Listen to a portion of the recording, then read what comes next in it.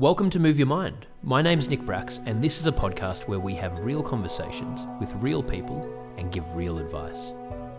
Have you ever been through such a painful and difficult experience that you felt like there was no way you could go on? Nowhere you could turn, there was just no solution.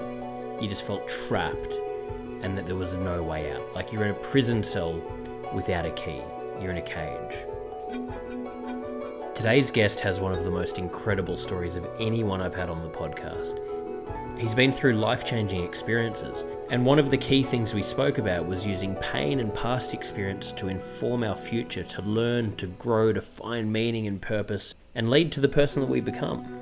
Kyle Tyrrell is a high-performance coach who at the age of 15 was awarded the Australian Defence Force Scholarship to become an Army officer, ushering in a 24-year career as a combat commander. From bombs and bullets on the front line in Iraq, to the war rooms in Army headquarters, and finally to the boardrooms of Australia, Kyle's been acknowledged as an inspiring and talented leader and strategist. He holds an MBA, and in the 2007 Queen's Honours he was awarded the recipient of the Commander for Distinguished Service for Outstanding Command and Leadership in War.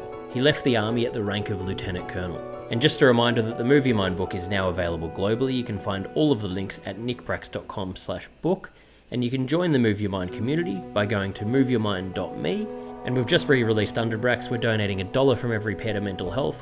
You can find the products at www.underbracks.com. Kyle, thank you, mate, for making time for interview number 2.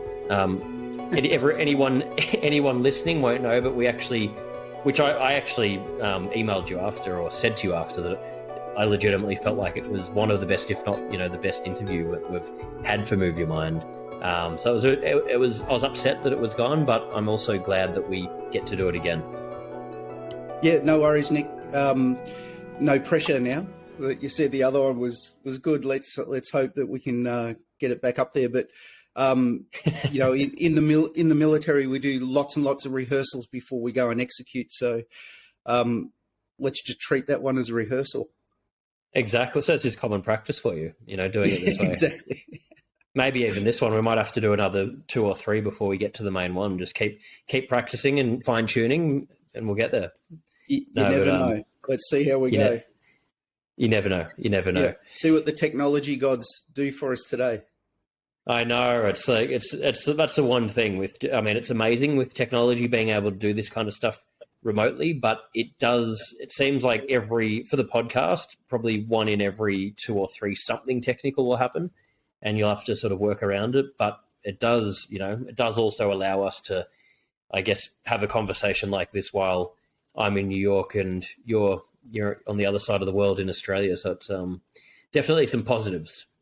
Oh, 100%. I think, it's a tool, isn't it? You can use it for good or you can use it for evil. Let's hope we're using it for good today. Exactly, mate. Exactly. We'll see what happens. Yeah. So, before we get into it, do you mind giving a background on yourself, where you've come from, what you went through, and how you, I know it's a big story, and you told it last time, and I'm sorry for making you tell it all over again, but how you essentially got to where you are today, and what you're now doing as well. Yeah, sure, no worries. I'll make it a bit shorter than last time. I liked it. I liked the long one. I liked it, mate. Yeah, but we'll see. You do whatever comes naturally. Yeah, we'll see how we go. So I guess I'll start with where I am now. So I spend my time and really passionate about working with people, individuals and teams in the high performance space. So the high performance mindset, not sort of physical high performance, and leadership. So I work one-on-one with individuals, a range of different individuals across different industries and different sectors. And also with organisations to help them develop high-performance culture and to develop their leaders in their organisations. So that's what I do now. I'm also studying psychology right now, so it's loving that as well. It's a real passion for me. I'll probably be about 87 by the time I finish all of that, but nevertheless, I'm on the pathway. But going back, I grew up here in Australia, in Victoria, the same as you, Nick, and I had a fantastic childhood, great parents. My parents really came from abject poverty, particularly my father. He had a particularly tough childhood. He didn't have a pair of shoes until he was 7. He left school at 10, so grade 4.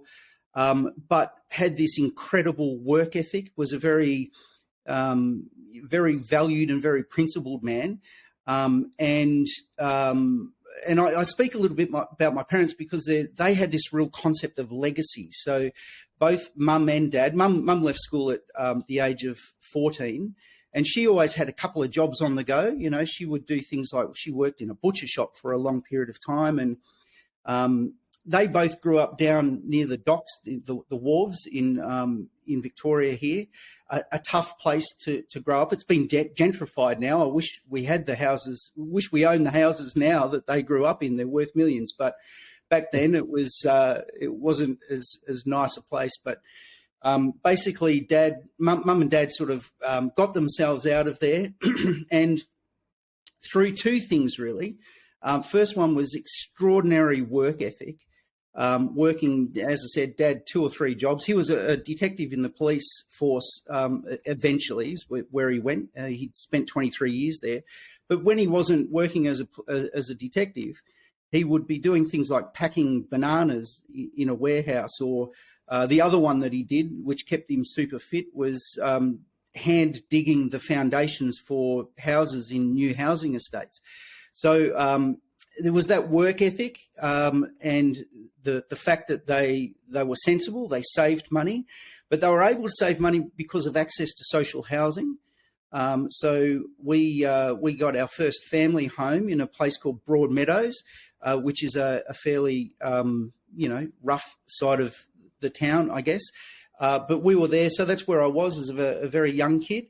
And then through their hard work and their savings, they then sort of, I guess, upgraded us a little bit into a house, into a middle-class suburb, I guess, called Essendon, and that's where I spent the rest of my sort of childhood, teenage years.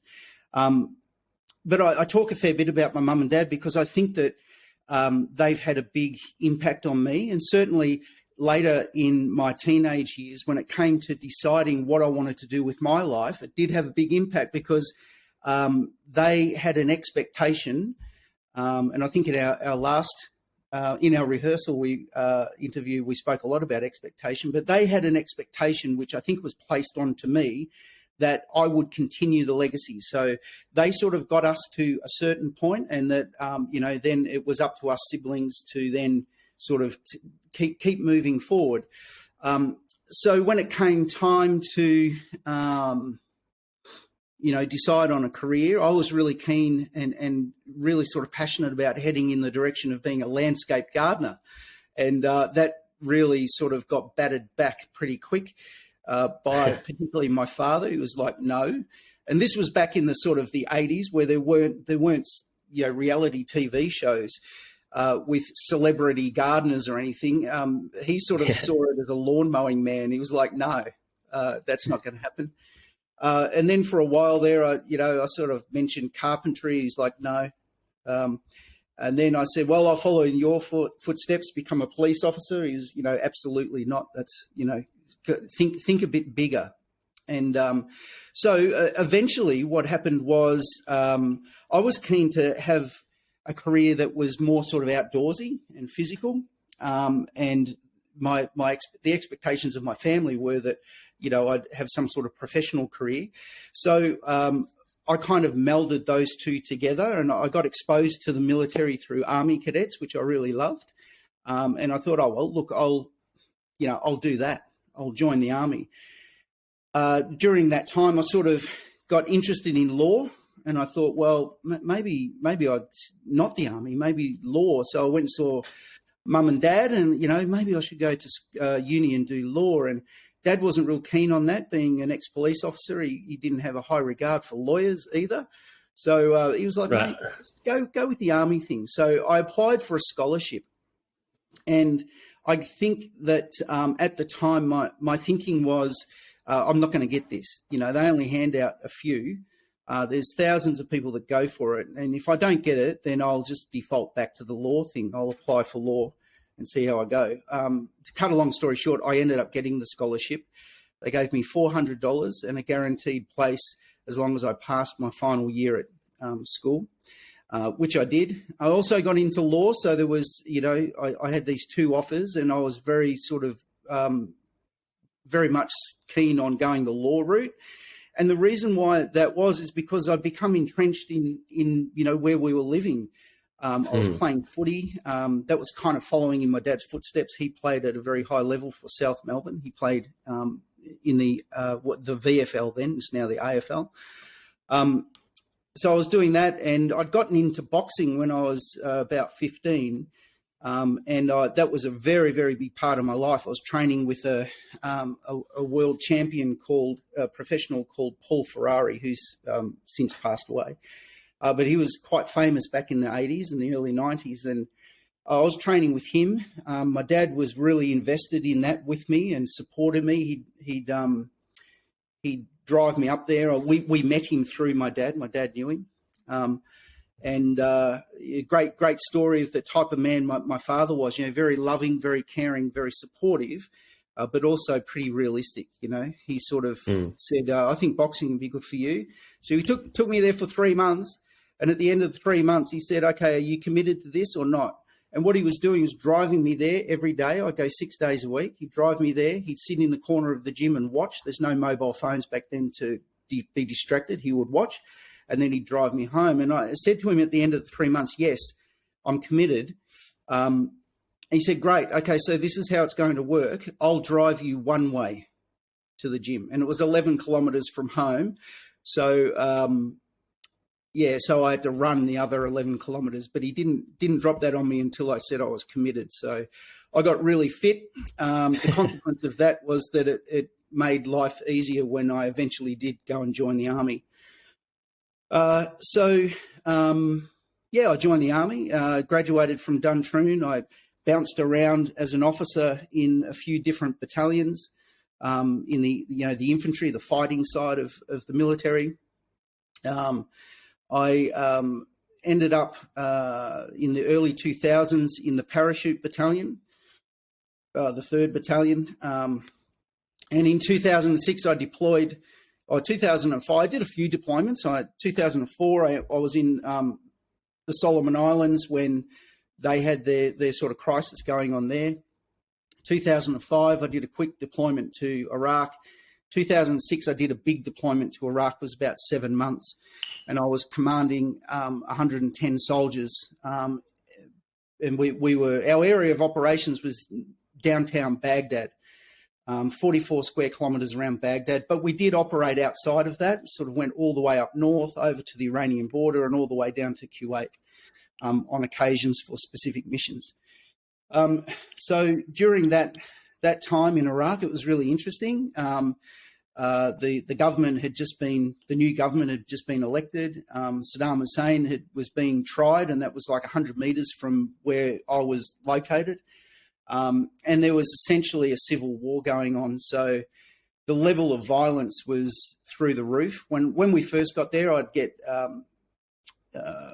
intelligence briefings twice a day, which would take about 20 minutes.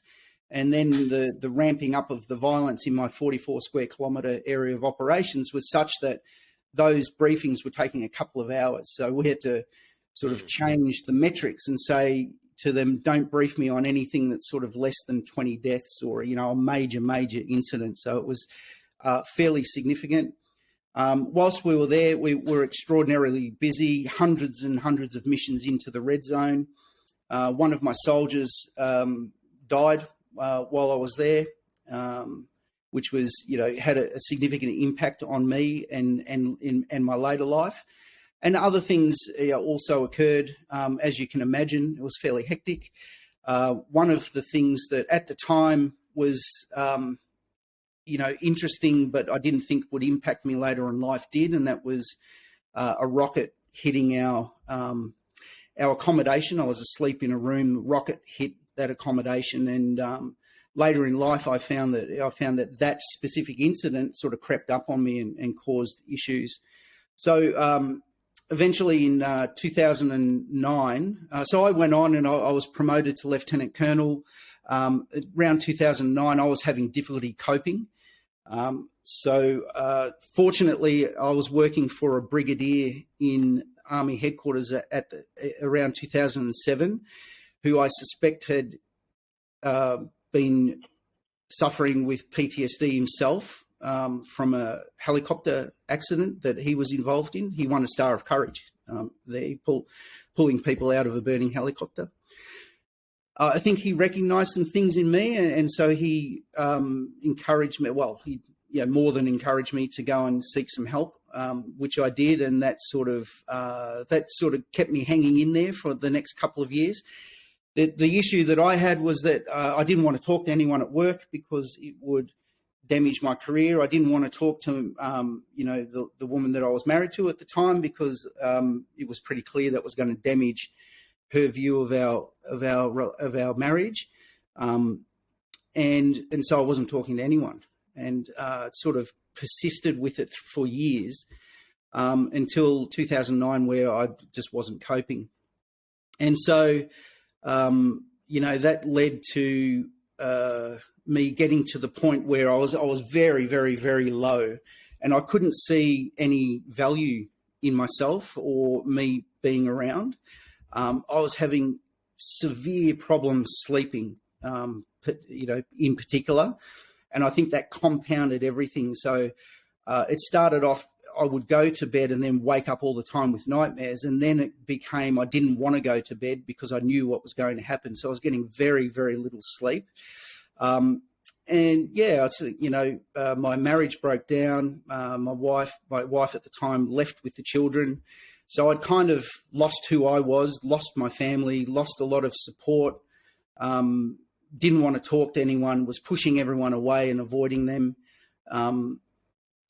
Just got to this really low point where I don't know why, but an idea came into my mind that, this would all be much better for everyone if I wasn't around. And I had this moment of clarity, which felt really good. It's like, yeah, that's the answer, is you just kill yourself. That's so obvious what I should be doing here. So, and I actually felt really good about it for the first time. I kind of had a plan and a way ahead.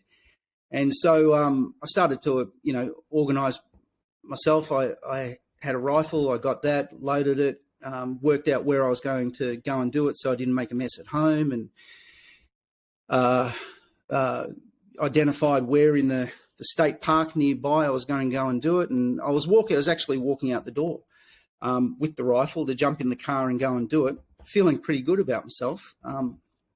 And to get out the door, you have to sort of open the door, and there was like this side table thing, which you sort of, as you turn your body, you sort of faced it. And sitting on that side table was a photo of my children.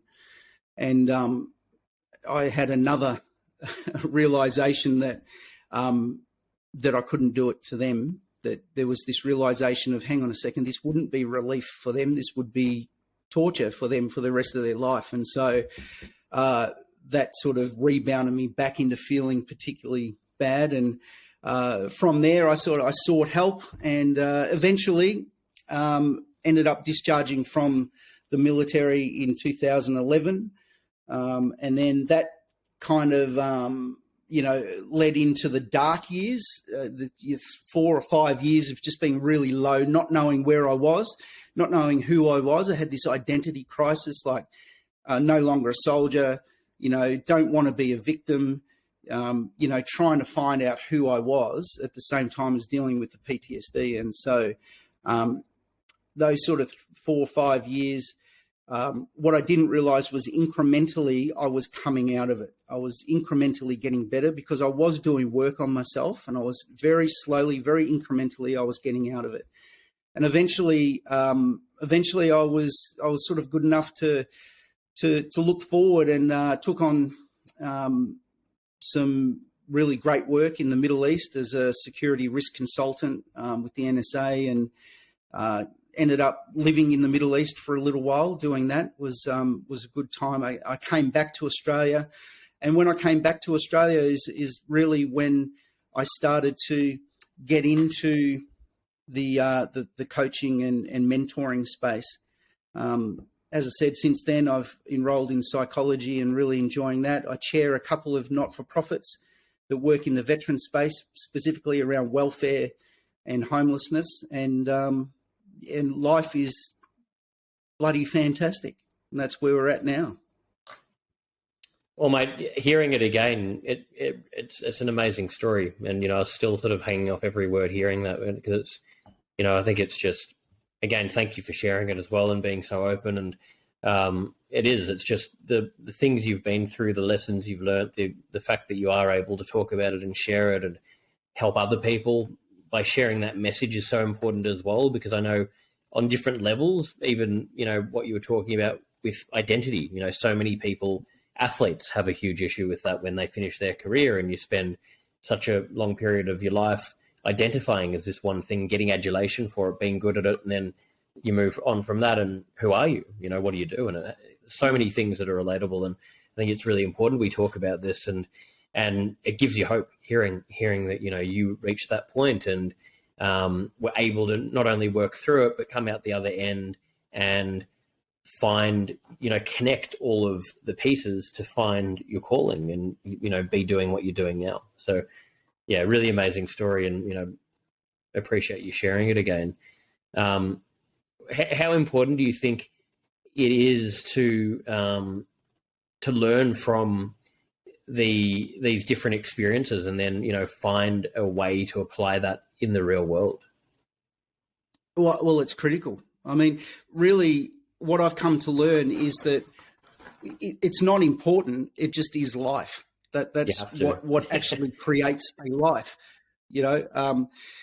Last time we spoke, we ended up talking a lot about expectations, and I think we're probably going to end up back there again. Yeah. There's this expectation, I think, that we go through life, and if it's not all perfect, then it's a bad life, or it's wrong, or something like that. But that's the way it's meant to be. Sometimes a lot of the time it's really difficult to intellectualize that, to be able to sort of go, oh, yeah, I understand, particularly in the moment. If you had if I could go back and be me now talking to me back then saying, look, mate, this is the way it's supposed to be, that would have been very unhelpful. I'd be like, no, it's not. You don't know what I'm going through. This is painful, and I don't want to be here. And that's a natural. You'd be like, fuck off. I'm fucking in pain. Yeah, I don't fucking believe you. Yeah, leave me alone. Yeah, exactly. Yeah, 100%. But, and the reason why we would have, I would have had that fuck off attitude, you idiot, is because that's the fighting, I'm going to fight my way out of this. It's not so at times you feel like you're giving up, but that resistance to what's going on in your life, the suffering in your life, I think you don't want that resistance to be so great that you end up spiraling and being in that suffering forever. But it's important to have that resistance, because that's the spark that gets you to look for other ways, like, what do I need to do to get out of this? What do I need to do? Who do I need to be? Who do I need to have around me to change the way that I feel, or, where I am? And I think that the learning comes later. And a part of that learning, hopefully for us, is that we look back and we sort of, we can look at it in a less emotional way and sort of say that was for, no matter how bad it was, there were some positives that come out of that. And, on the scale of happiness, I'm never going to be 100. That's unrealistic. I was down near zero, and the only way was up, and I've gone up. And what I learned from that is that if I'm ever there again, the only way is up. And I've got some tools. I know how to go there. I know how to sort of, contextualize it better and work my way through that sort of stuff. So, yeah, I think the expectation that we shouldn't be there it's like, the Buddhists call it I think they call it the second arrow. It's like you've been shot with an arrow. That's the initial suffering. And then you put a second arrow in yourself saying, this suffering, you suffer about the suffering, this suffering, I shouldn't be here. Look how bad this is, rather than just accepting the first one and dealing with the first one. So for me, I think the acceptance is a huge thing in my life. It's about understanding that there is going to be peaks and troughs in life, and that when I hit the troughs, I'm not going to like it, but I don't need to.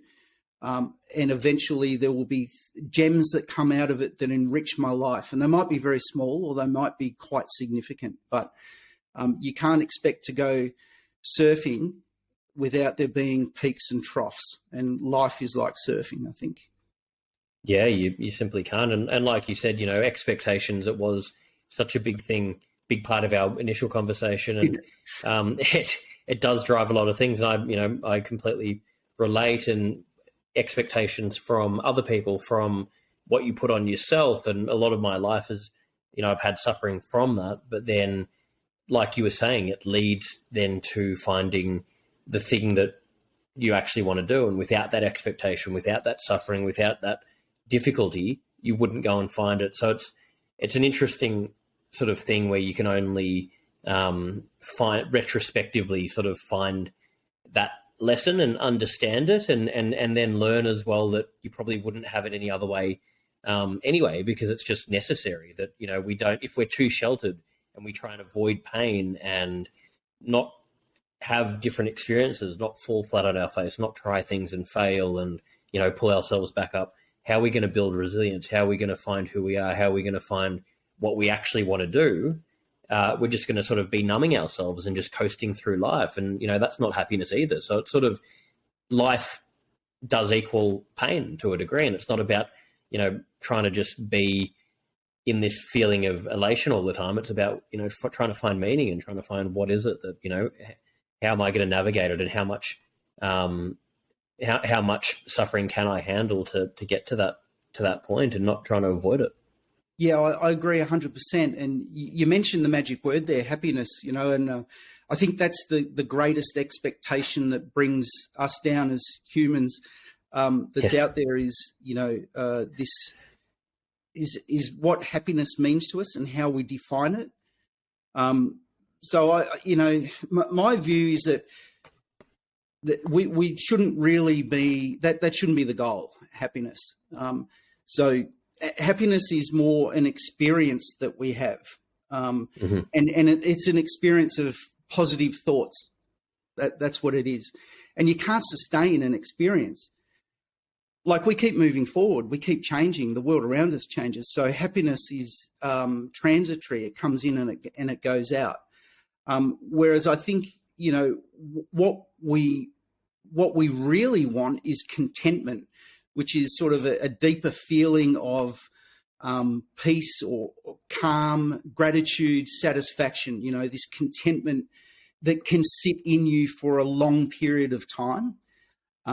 I think that's what we aim for. And the difficulty is that as humans, we kind of, if you think of it as a continuum, and at one end is the extreme of contentment. And, there'll probably be people listening to this who pull me apart for it, but let's call the extreme of contentment a person who has no expectations whatsoever. They are wholly and solely present in the moment, which is extremely difficult to do in the real world, right? Unless you want to become a Buddhist monk, and then even they don't, they have expectations of, being fed and things like that. So there's that end. And so we've almost sort of said that that is almost unattainable. I'm going to say almost. So it probably is unattainable 100%. And then at the other end of the continuum is unbridled ambition. So striving for success, which most of the time, particularly the way we're brought up in Western culture, that is like the same as saying happiness.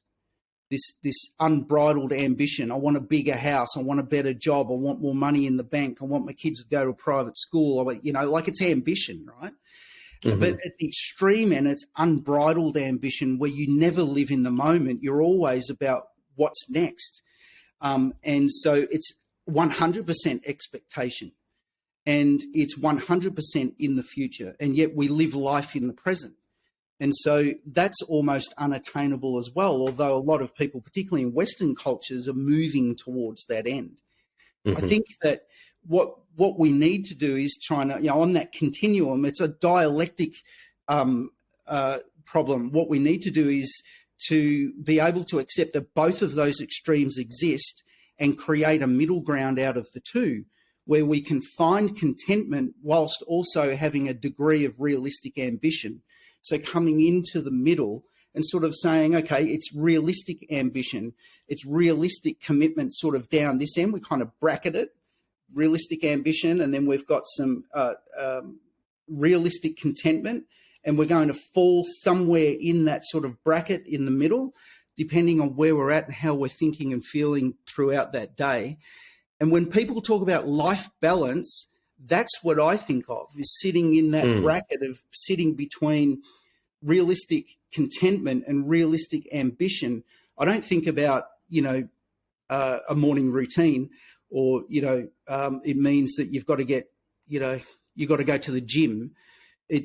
That's sort of the execution of what a definition of realistic contentment and realistic ambition is, but where I think where we want to sit is in that bracket. So that's what it means to me. And I think we conflate the term happiness with success and ambition, and we start chasing that. We end up down that end of the spectrum, and we lose that contentment factor.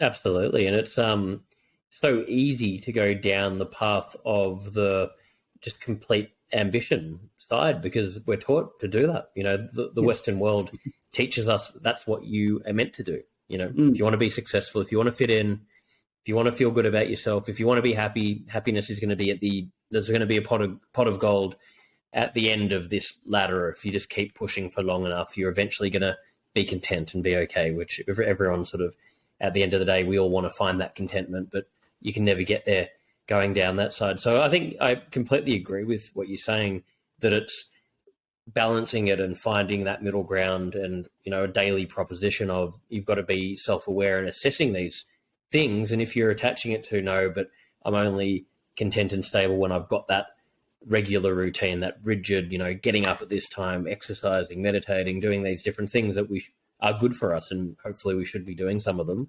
That can become, and I know I've struggled with that, where I've gone to do these things that help me.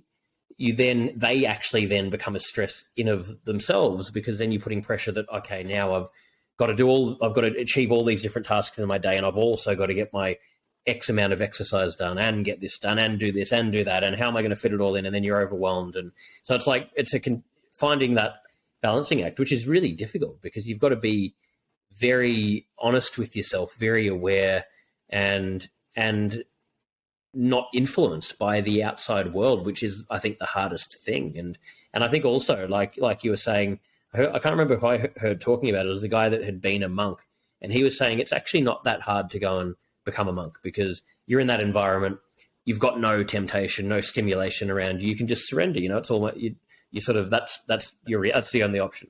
And then it's also easy to go down the other end, where it's just blind ambition. You become hedonistic. You're trying to absorb everything around you. The hard bit is what you're talking about.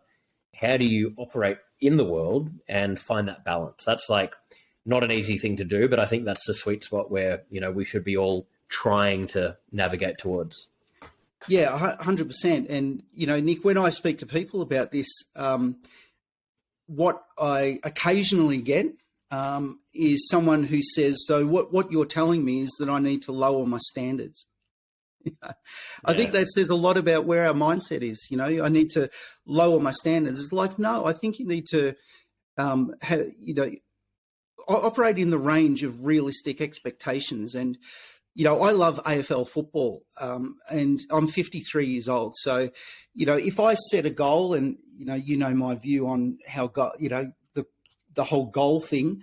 But if I set a goal next year, I'm going to play first grade AFL football, Australian rules football for the Geelong Football Club. There'd probably be some good things that came out of that. I'd probably get fitter. I'd probably, I don't know, but we all know that I won't play. That will never happen. And some people's goals are, or their expectations are setting them up to be disappointed. And so, what might be a more realistic one is for me to, aim to play in the state representative side in the golden oldies, the over 50s. That would be hard. That would be hard to do off a zero, baseline.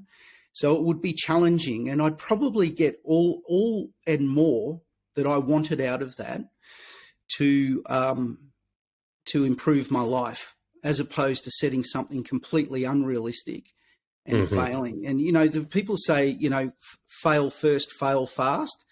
I don't know about that. I'm not aiming to fail. I'm open to failing. I know that it will happen, but it's not my goal to fail.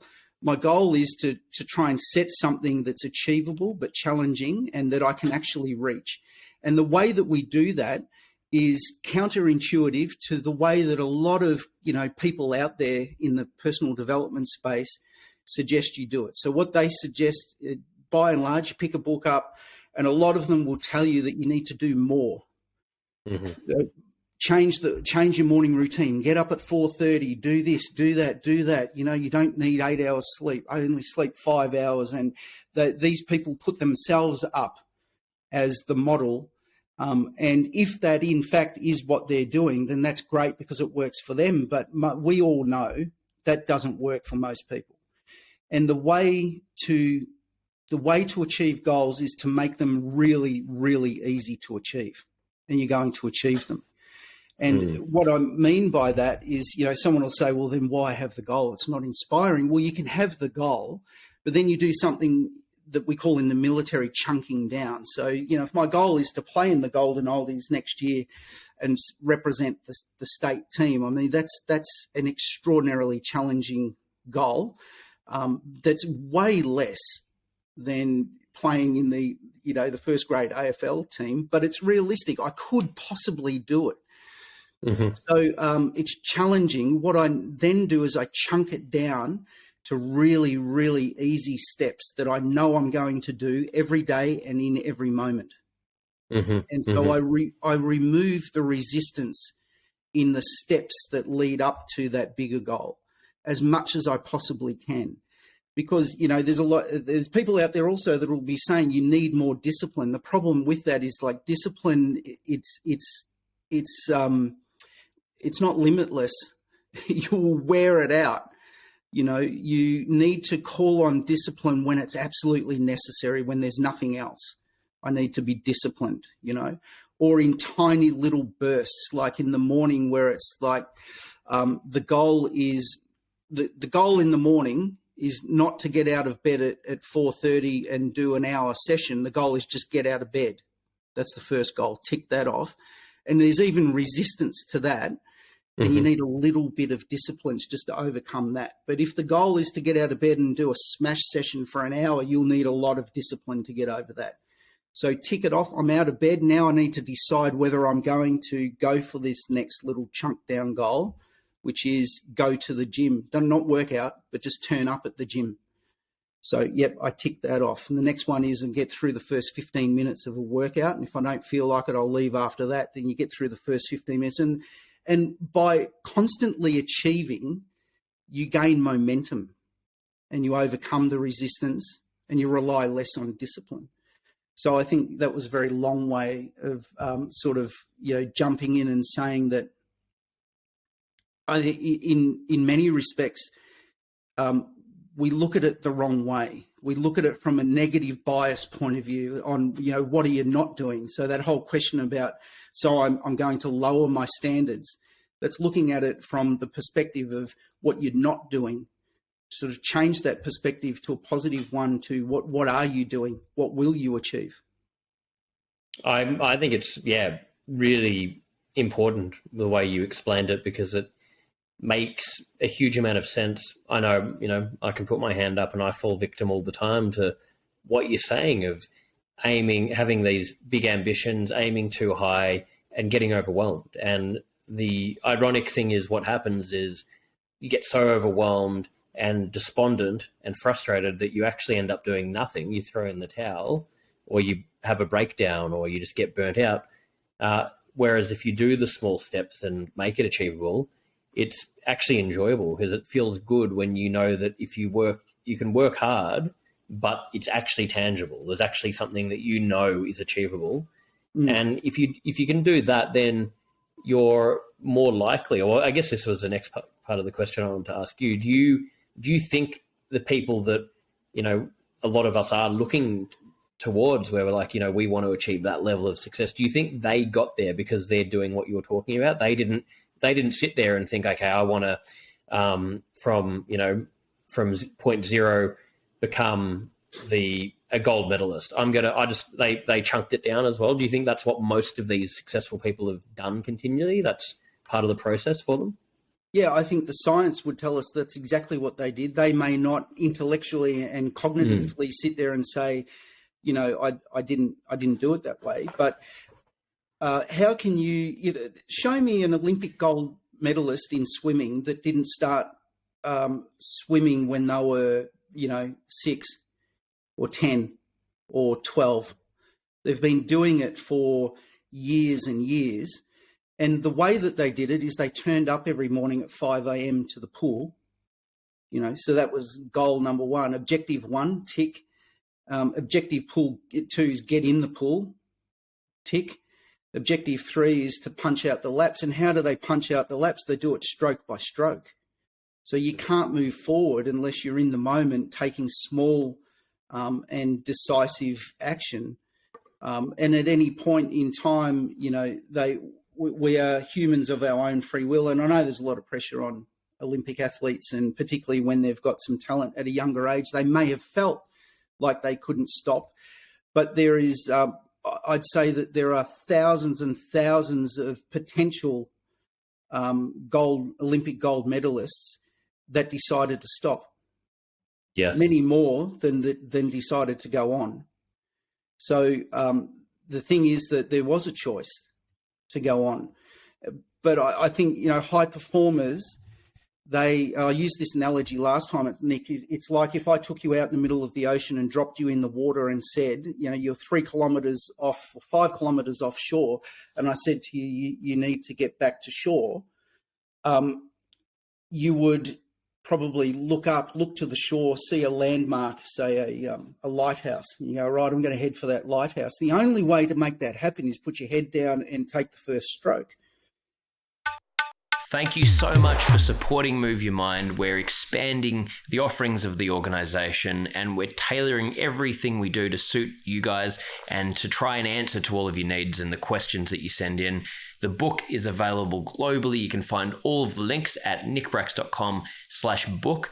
And we've just released the Move Your Mind community. We've currently got a men's community group, a women's community group, a general group. We're going to be loading up other groups, and you can find all of the links at moveyourmind.me. This group's been created based on the needs of what we've heard and learnt throughout running Move Your Mind. And we have live events. We've got courses. We've got huge amounts of value, the ability to share information, share ideas, work in groups together to grow and share your learnings, to learn about different topics. You get email reminders. There's a whole lot of features in there. We're constantly updating it, and we're so excited to share it with you. You can find all of the information about it at moveyourmind.me. And that happens in the moment. So forward progression happens with what you are doing now in the moment. And yet a lot of the time, what we do in this analogy is we would bob around in the water looking at the lighthouse, just overly focused on where we want to go, as opposed to what we want to do, why we want to do it, and who do we need to be while we're doing it. And that's all bringing the person back to the moment. And, I say to people, I get people who come to me and I work with who are about achieving goals. And invariably, we don't end up talking much about their goals. We end up talking because goals are about achievement. I work in the space of performance, and they're two different things. If you can get your performance really, really good and high quality, then the achievement will just come. It will just happen. So all you need to do is to be able to, in the analogy, stick your head up occasionally to have a look at where you are, how close you are, maybe even turn around and look to where you've come from. Look how far I've come. I can do this. Then you stick your head back down and you stay in the moment and you keep stroking. It's about, keeping the goal on the horizon as this fuzzy sort of thing that I'm looking at, but being very crystal clear in the moment about what you're doing and who you are. Yeah, exactly. And falling in love with the process, or trying to enjoy the day-to-day process of whatever it is that you're doing or trying to achieve, because I guess that is our life. And if we don't enjoy it, we can't control what the outcome is, but we're going to look back and be like, well, if I was just, gritting my teeth and hating every moment of it, then what was the actual point? Even if I do achieve it, it's a big chunk of our lives. But I think, and like you're saying there, I've been, or I still am, in the sort of entertainment acting industry, and I'm very much an infant in that industry. But what I've observed is I've seen so many good actors that have dropped off and quit because they aimed so high and they got so overwhelmed and frustrated that they only last for a certain period. And the one thing I've heard anyone in that industry say that has achieved is the only thing that you should do is just don't quit, just keep going. You can't navigate, you can only navigate to a certain degree how it's going to turn out. But if you just keep fronting up and keep going and stay in the game, then eventually something might happen. And I think it's so important. And again, what you were talking about before with these self-help coaches, or, you hear people ranting on, you just got to work harder and get up at 4 a.m., sleep for 4 hours and do this and do that. Well, it's not applicable to 99.9% of people. It's scientifically shown that most of us need 7 to 8 hours sleep to function and to be mentally healthy. So it's actually going to be detrimental to your mental health as well if you listen to that stuff. So it's not sustainable.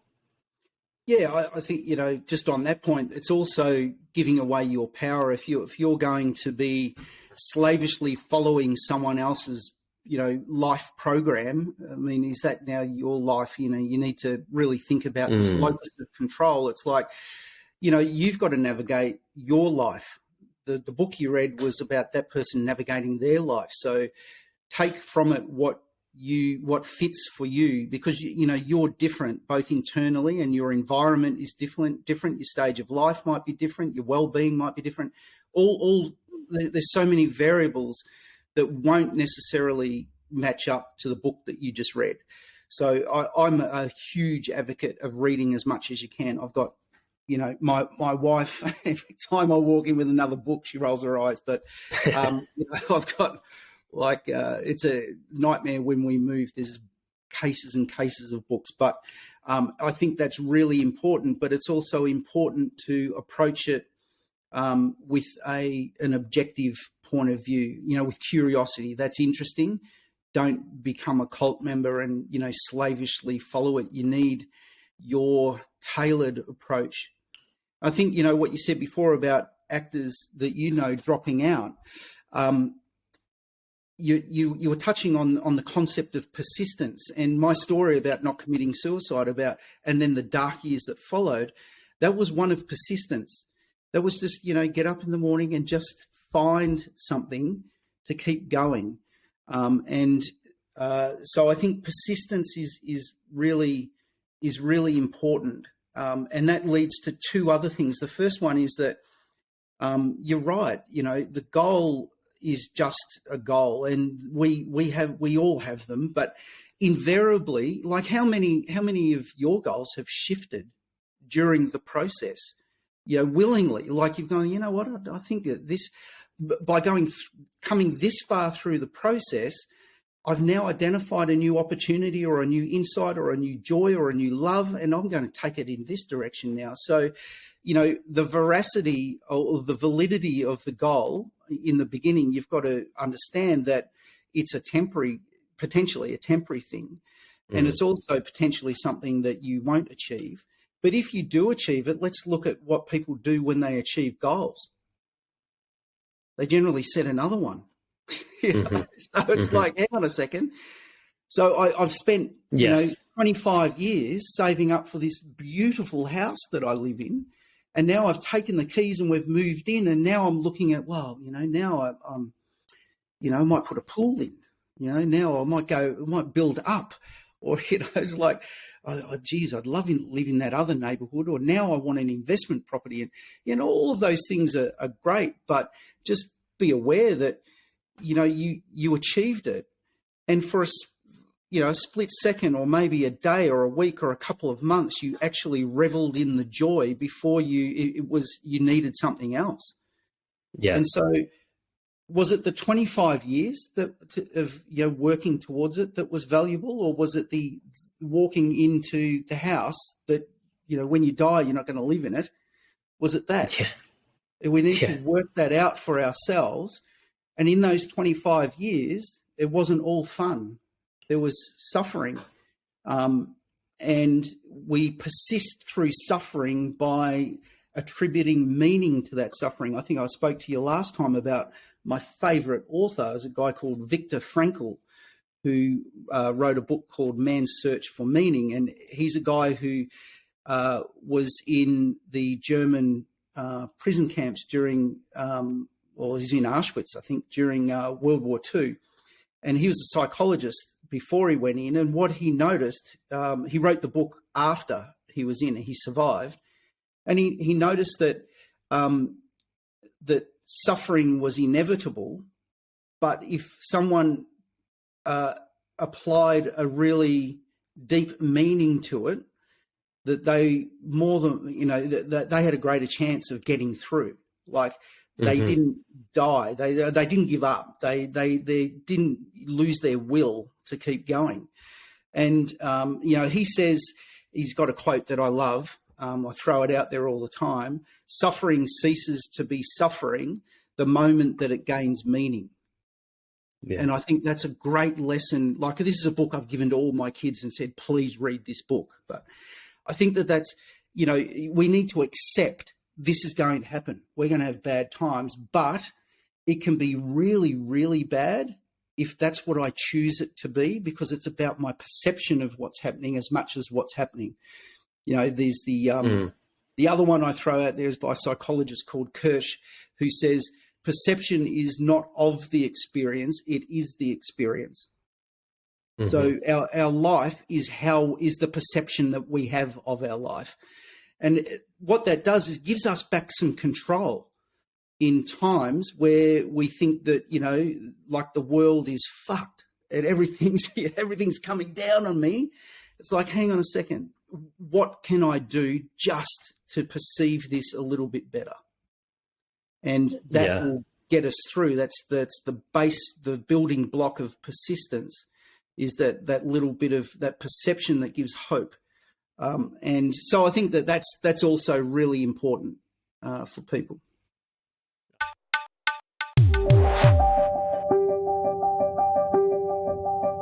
My name's Nick Bracks, and I'm a storyteller who has dedicated my entire adult life to creating positive conversations around mental health. In recent years, discussions around mental health have become less taboo and entered the mainstream vernacular. I've delivered over 1,000 mental health seminars around the globe, including several TED Talks, and I believe we all have a story to tell. In my book, Move Your Mind, I cover my story and stories from people that inspire me, as well as insights from world-leading mental health experts. This book will help you to learn how to recognize mental health issues before they become a problem. Use your personal challenges as motivators, take ownership of your well-being, and create new daily habits that increase happiness and reduce stress. I love that. It makes it makes so much sense what you're saying with that. And it's like, it's choosing, like what you're saying, choosing what you trying to work out what is the meaning of what I'm working towards, and not you still should work hard and have these goals, but if it is just to get the bigger house and then keep adding to it, but the actual thing you're doing is not what you really want to do, or, you hear so many people that actually know what they really want to do, but they'll do something that they feel like is a safer option. Yep. And, that's not ideal.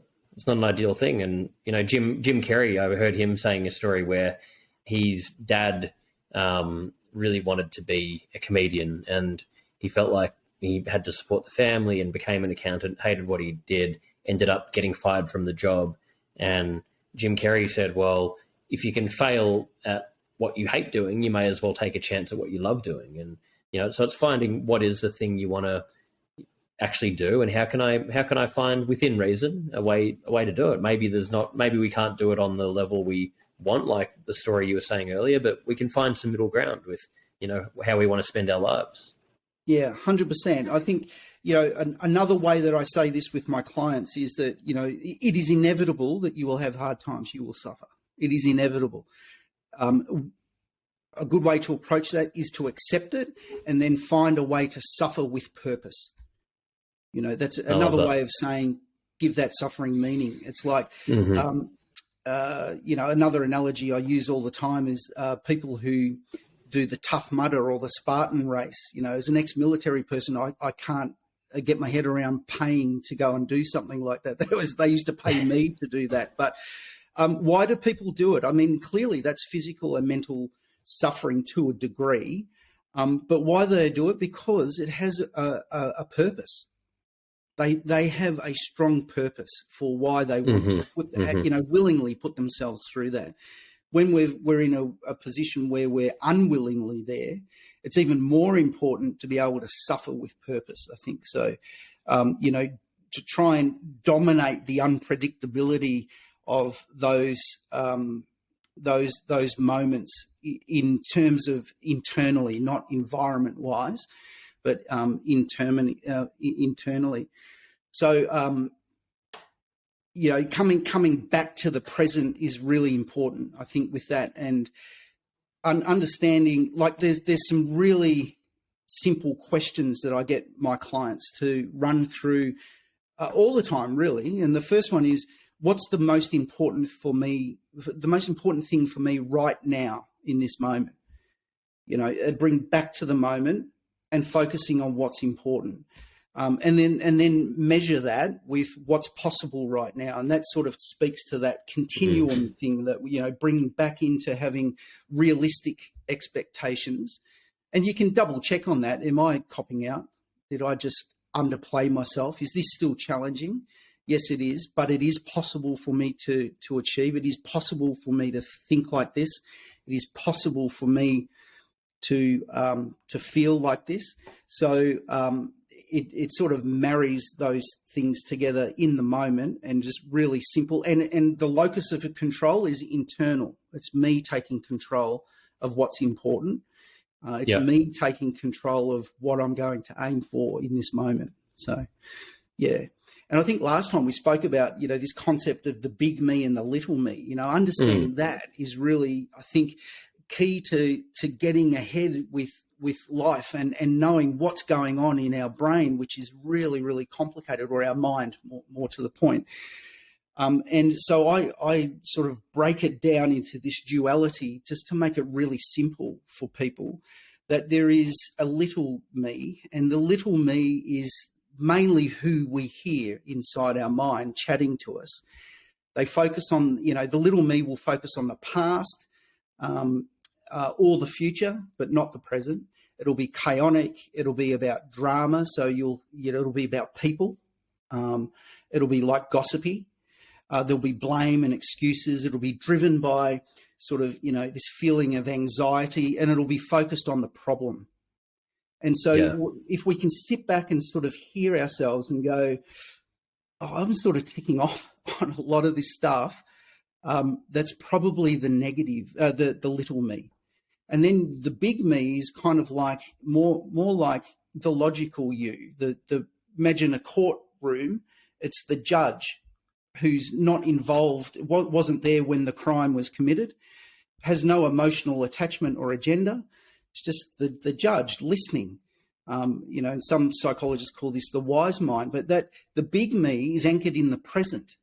It's the big me that asks, what's important for me right now in this moment? What's possible for me? That's the big me coming in, asking those questions. It's calm, focused on solutions, logical, not focused on people, but on ideas and concepts, and no blame, no acceptance. It's all about it's solution-focused thinking. And if we can slip into that when we need to, it's a good way to regulate the emotions and get some clarity in the moment, and to be able to refocus on what we need to execute on now in order to get to where we need to go. And I guess that's why as well, when you shouldn't make important decisions when you're being driven too much by emotion, or if you're feeling overwhelmed or you're stuck on something, that's when you should. The natural thing is I feel like I need to push on. I need to just, grind my teeth and push harder. It's like you should just stop, go for a walk, clear your head, think about it. And whenever you allow yourself to do that and just calm down, then you think, oh, actually, you know what, I can look at this rationally, and here's the step that is a better step. You can make a mistake if you're just reacting and letting the emotions drive you to whatever angle you take. Yeah, 100%. I think that what that is actually doing is allowing little me to calm down and shut up for a moment, and providing some space for big me to come in, who sort of says, hey, hang on a second.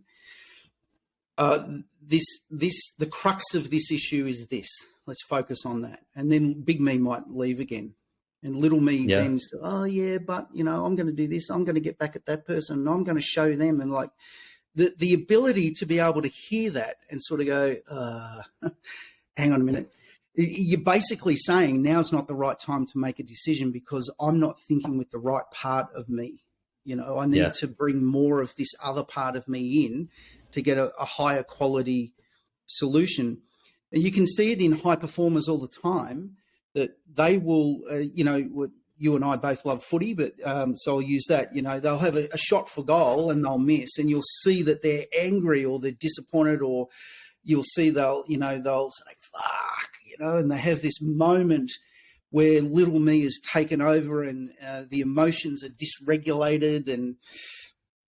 But high performers really quickly drop it. It's gone. Yeah. So I'm not saying don't be little me.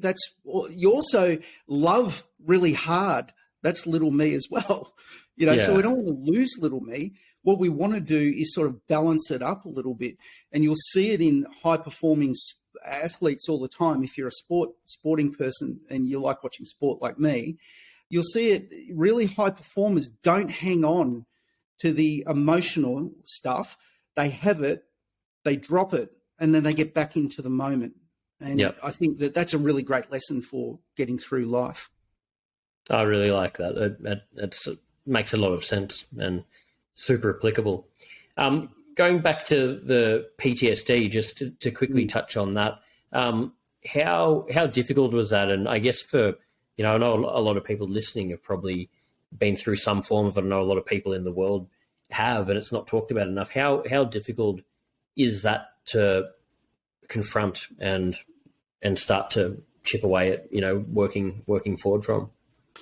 I think everyone has their own journey. So it really, my journey was my journey. So and that was dependent on, my upbringing, my, the way, my beliefs, my values, but also the environment, the external environment, who I had around me, the identity that I had, the workplace I was in. So I guess, that's just a caveat. I think that it's going to be a bit different for everyone, but how difficult was it? Well, in the moment it was super difficult. I thought that it was like I was alive, but I had died. So the old me was gone forever, but I didn't know who the new me was. So, and I'm talking about really fundamental parts of me. I'm not talking about, who I saw myself as. I'm talking about the way that I slept changed. Medication put weight on me, which fortunately I've now got back off. But, so physically I had changed. The way I was thinking I had changed. There was things that had changed all through my life. The way I drove a car, the way that I reacted in a Westfield in a mall, because like I said before, we got hit by a rocket. Being around concrete was triggering me. The way that I pushed people away, the way that I socially connected, everything changed. In some to a very high degree, and some just a little bit. But overall, it was like, I don't know who I am anymore, and this is like, what's going on here? And layer on top of that, I felt like I had no control. It was like if I could flick a switch and just go back, that's what I want to do, but there's no switch. So I'm out of control type thing. So it was really difficult to the core of who I was, like every single day, looking in the mirror, physically, everything was. And 24/7, I guess. It's just sort of from when you wake up till go to bed, you've got that feeling. It just doesn't go away. Yeah, and there were times when it was like that, but I'll also tell you that there were some good times in there as well. There were times when, I was able to connect with people. There were times where I was social. There were times where I found something where I got a bit of passion in it. The problem is that it didn't last. Those things didn't last. They fell apart. And looking back on particularly the 5 years after I got out of the military, or the 4 years, that was the critical sort of suffering that I think I had some purpose in that. At the time, I just felt like I was out of control. But when I look back, I was doing things like I was going to see a psychologist every week. I was taking the medication. I was doing courses. I was looking for ways to replace an old identity, and then found that, maybe you don't need to replace an identity. I was doing some really good reading. And at the time, I wasn't sitting around with people saying, I've got PTSD and I'm suffering with purpose here. Look at the book I'm reading. It wasn't like that. It felt chaotic and out of control and just lost. I felt like I was locked up in a black box and couldn't get out. But looking back on it, there was clearly some stuff going on for me, which very, very small, in very, very small increments, were getting me out of there. And I think I may have said to you last time, I used the analogy, it's like hair growing.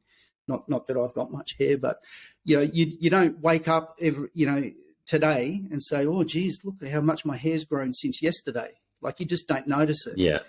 But if you look at a photo of you don't have a haircut, you look at a photo of you from a year ago, you go, wow, my hair was really short then and it's really long now. It was like that. So it was an I wasn't able to intellectualize it at the time, but it gradually built, and each day was getting very, very minutely better for me until I reached the point where I was able to take some bigger steps, so these are all tiny little steps. I then took some bigger steps, and I was able to focus on my value and how I was now feeling compared to what I was feeling. And that's another interesting thing. I think, the PTSD has taught me to look back more than looking forward, which I think was a great lesson, because I measured my growth by looking back, by saying, like 24 months ago, I would never have been doing this. So I must be going okay, Whereas if I was looking forward, I'd probably be comparing myself to one of my mates who got a great life and doesn't have PTSD. So, for me, measuring backwards is really important. But that's what it was like for me. My biggest issue was sleeping. People who were in my life at the time would probably say no, it was relationships. But I think lack of sleep compounded everything for me. So, yeah. Absolutely. It's a 10-year anniversary of Under Bracks, and we've relaunched with the classic white pair. We've also got new styles coming out super soon. We're donating $1 from every pair to mental health, currently to 1 in 5. You can find all of this at www.underbracks.com. Absolutely. And I love that point of, looking back and how far you've come just in general with everything, rather, because if we're always looking forward, we're never grateful, we're never content, we're always sort of longing for more. We can, we're just going to be frustrated all the time. So I love that point. And I was going to say, what are some things you do now, day to day, just to, in general, to just maintain your mental health, well-being? Do you have daily things you do, certain rituals, habits, anything like that? Yeah, I do. But there's really only one that's a constant, and that is breathing. So I do tactical breathing or box breathing. That's my thing. So I guess I also, it's a form of mindfulness.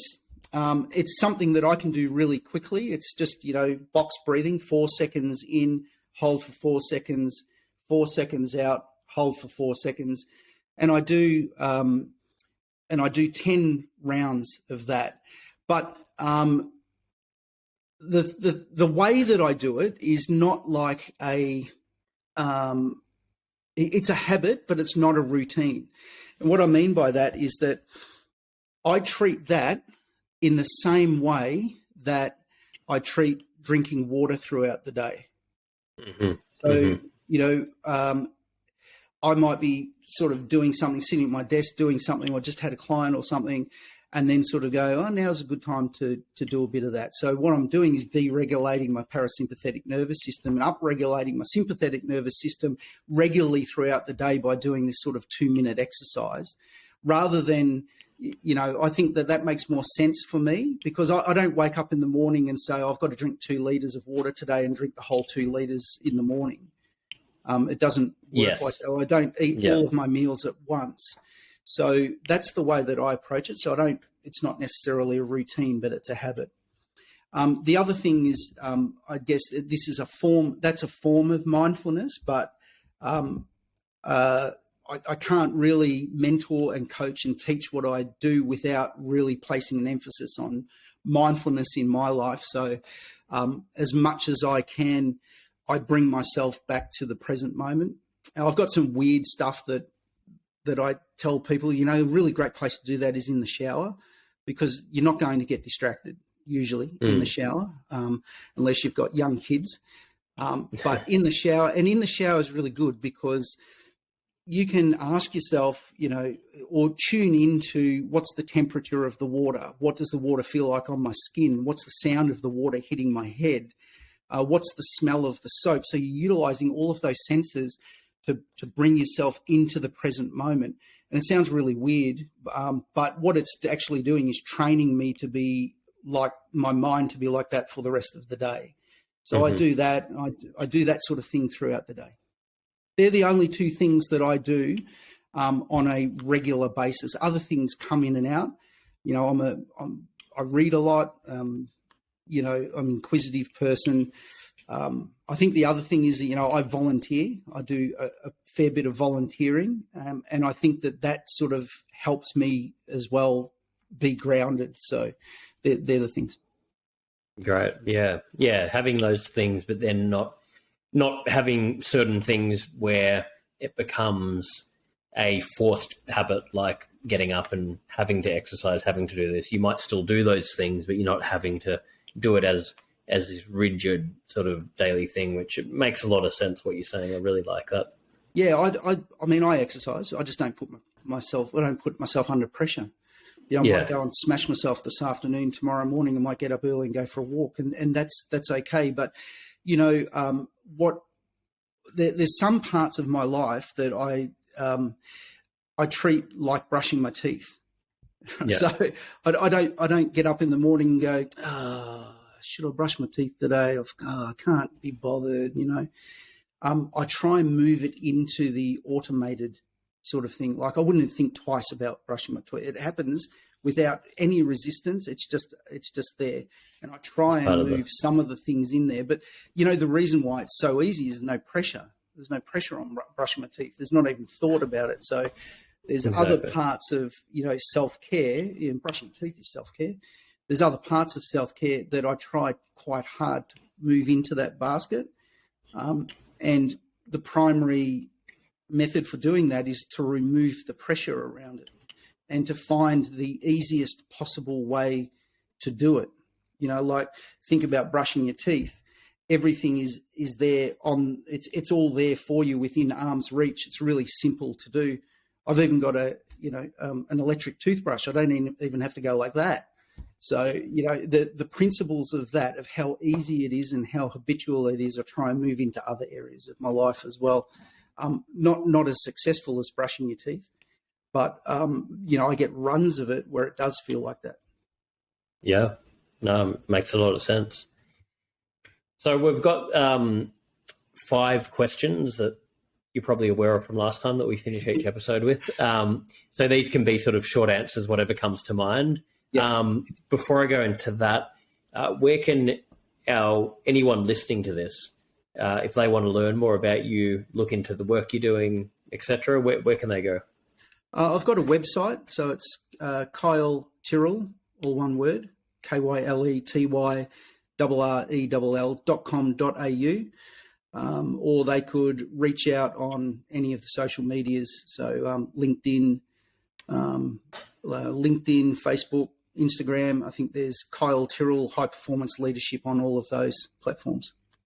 Great. Well, we'll put the link we'll have the link in the show notes for the website and all of your social channels. So anyone listening, highly recommend you guys check it out. Check out all of Kyle's stuff.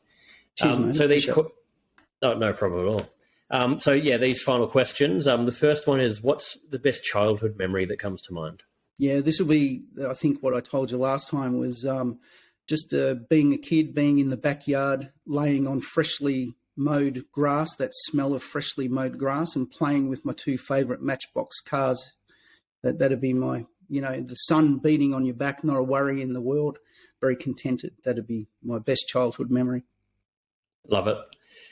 What do you think is currently the biggest burden on mental health in society? I think it's expectations, and not necessarily that society places expectations on us, but that we're conditioned to accept them. I think so. We've spoken a lot about that in this show. So, yeah, I think it's about just being self-aware, being more self-aware around what expectations are doing to the quality of our life. Yeah. Yeah. We talked about happiness. What's your personal definition of happiness? Yeah, so I think I've already answered this one. It'd be contentment, I think. So being aware that happiness is that experience of feelings, as opposed to contentment being a state of gratitude and joy and things, peace, calm. Yep. Absolutely. What are you most afraid of? What am I most afraid of? I think I struggled on this one last time too, didn't I? I think so. It's going to sound probably conceited, but I don't. Of course, like I'm human. I get afraid. I get scared. But I don't think I pay too much attention to it. I'd say that it's about not being enough for my kids, not being the right role model, not doing the best that I could as a parent, but also as a partner. If letting my wife down. Those 2 things would be the thing that I'd be. I don't think I'm afraid of them, but I think that I would be. That's what I'd feel most devastated about if I went down that track. Yeah. Yeah. And final one, what are you most proud of?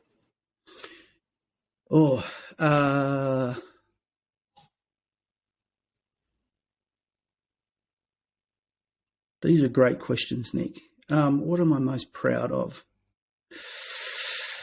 I think being able to